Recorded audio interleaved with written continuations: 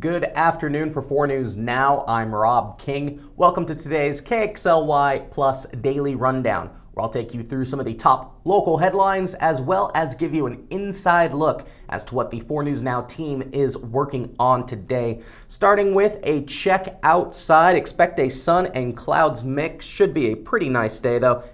As you can see, those clouds will start moving in more towards the afternoon, but it will still warm up into the 50s, but you're going to want a jacket, as with those clouds it'll be pretty breezy as well. Tomorrow and into Thursday, we are continuing to see above average temperatures.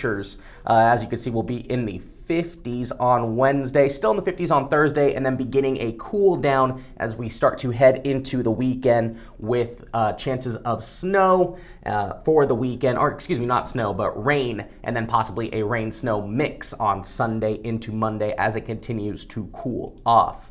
Starting with our stories today, an update in the Nashville mass shooting that killed 3 children and 3 adults. The shooter also killed by police. We learned more about the shooter today from law enforcement in Nashville. Now, according to police, the shooter legally purchased 7 firearms at 5 different firearm dealers, 3 of which were used in the mass shooting yesterday. According to police, the shooter's parents thought she had just 1 firearm that was sold to another individual. According to police, the parents believed that the shooter should not have any firearms. And while the building was targeted, the school where the shootings took place, police say no individual people appear to have been targeted at this time. We also learned that the shooter was receiving mental health treatment at the time before leading up to the shootings. So that transitions into what Peter Choi is looking at today, a Senate bill moving through the Washington legislature. It already passed the House. It's essentially an assault rifle ban in Washington, Senate Bill 1240. It would prohibit assault weapons to be sold and manufactured in the state of Washington. So Peter is going to be looking at both sides of this legislation and what it could mean for citizens going forward. Also worked on today, Vanessa Perez is taking a look at a collective of Spokane organizations that called on the Spokane police chief yesterday, Craig Meidel, to resign. Now, in their letter of complaint presented at Spokane City Council meeting last night, the group called SCAR, which is the Spokane Community Against Racism, they're alleging that Meidel was using unethical use of political power and providing preferential treatment to other businesses and property owners, local business groups in the Spokane area, while ignoring other groups. So they want him to resign, and they're also calling on Mayor Woodward to change the practices for police chiefs in Spokane. Both the mayor and police chief Craig Meidel issued statements, both of which can be read on our website, kxly.com.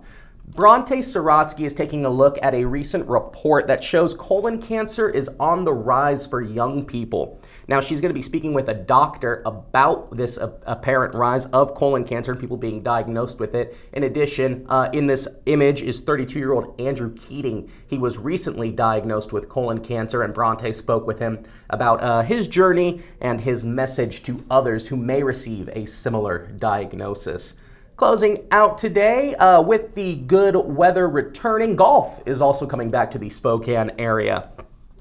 This morning, today was the first day that Painted Hills driving range was reopened. Emily Bloom was out there this morning doing a live shot for Good Morning Northwest from the driving range. And during that live shot, she took a swing on the range, and it was pretty good. A lot better than I could do, and we have a quick video of that, which you can see here. Hey, see how she's lined up there. What is she using? Is she using a driver? I can see it. Driver. Oh! It's right down the pipe. Okay. Emily, not bad. Rolling right out to 125.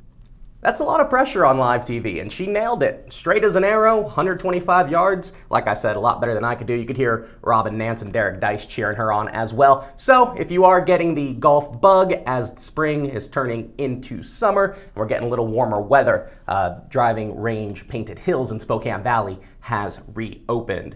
So that's all we got for today's KXLY Plus Daily Rundown. Thank you for popping in real quick.